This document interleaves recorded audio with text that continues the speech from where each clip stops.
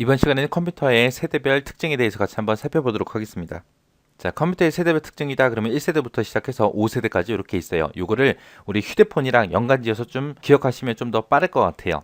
맨 처음에 휴대폰이 만들어졌을 때는 휴대폰이라는 기계 자체를 만들어내기 되게 바빴거든요. 사람들이 워낙 휴대폰이 없다 보니까 휴대폰이라는 기계를 만들어내기 바빴습니다.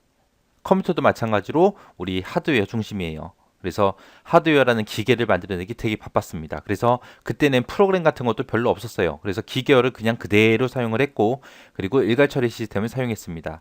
맨 처음에 만들어진 휴대폰 같은 경우는 전화 통화만 됐었죠. 문자도 없었고 인터넷도 안 되고 아무것도 없었어요. 그냥 오로지 전화 통화만 할 수 있게 그렇게 만들어진 게 1세대.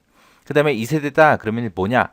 휴대폰이라는 기계를 어느 정도 보급하다 보니까 이제 사람들이 이제 휴대폰 가지고 이제 여러 가지 일을 할 수 있게 그렇게 만들어야 되겠죠. 그래서 고급 언어라는 걸 개발해서 이제 프로그램을 만들기 시작했습니다. 그래서 그 다음번에 우리가 가능했던 게 처음에는 전화 통화만 되던 게 이제 문자도 주고받을 수 있게 그렇게 변했어요. 그래서 고급 언어도 개발됐고 운영체제라는 것도 도입됐고 여러 가지 처리 방식, 온라인 실시간 처리 방식도 가능해졌고 다중 프로그래밍도 가능해졌죠. 그래서 다중 프로그램이다 그러면 이제 여러 가지 프로그램을 컴퓨터에서 한꺼번에 실행시키는 걸 보고 얘기하는 거고요. 실시간 처리다 그러면 이제 바로바로 즉시 처리하는 그런 방식을 실시간 처리라고 해요. 우리 핸드폰에도 보면은 운영체제라는 게 사용되죠. 안드로이드다, iOS다 해서 운영체제가 사용되듯이 그때 그 당시에 이제 윈도우가 있던 건 아니죠. 도스라는 프로그램부터 시작해서 여러 가지 있었습니다. 그래서 2세대 때 이제 고급 언어도 개발됐고 운영체제 도입됐고 여러 가지 처리 방식도 사용이 됐더라.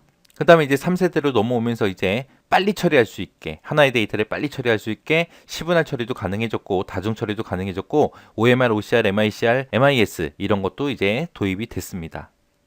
4세대 때 이제 개인용 컴퓨터가 개발됐다 그랬는데 개인용 컴퓨터 우리가 지금 집에서 쓰고 있는 그런 개인용 컴퓨터가 4세대 때 이제 널리 보급이 됐습니다. 그리고 이때 이제 마이크로 프로세서 우리가 지금 현재 쓰고 있는 CPU 그런 형태도 이제 이때 개발이 됐고요. 이때부터 시작해서 이제 네트워크 시작이 됐어요. 네트워크를 이용해서 이제 멀리 떨어진 지역에 있는 사람들이 한 가지 일을 분산 처리할 수 있게 그렇게도 만들어진 게 4세대예요.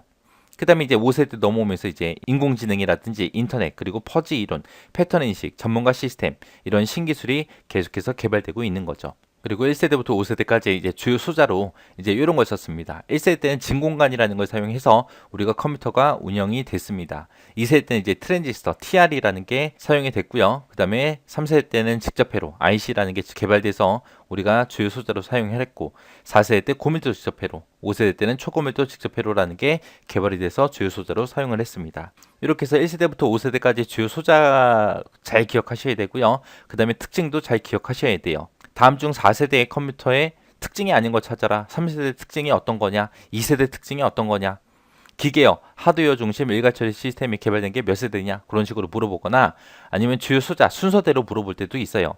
주요 소자가 이제 시험 문제로 나올 때는 이렇게 한글로 나올 때도 있지만 영어로 나올 때도 있습니다. 그래서 뭐 TR이다, IC다, LSI다, VLSI다 해서 이런 영어도 같이 순서대로 기억하셔야 돼요. 자, 이렇게 해서 컴퓨터 세대별 특징 살펴봤습니다.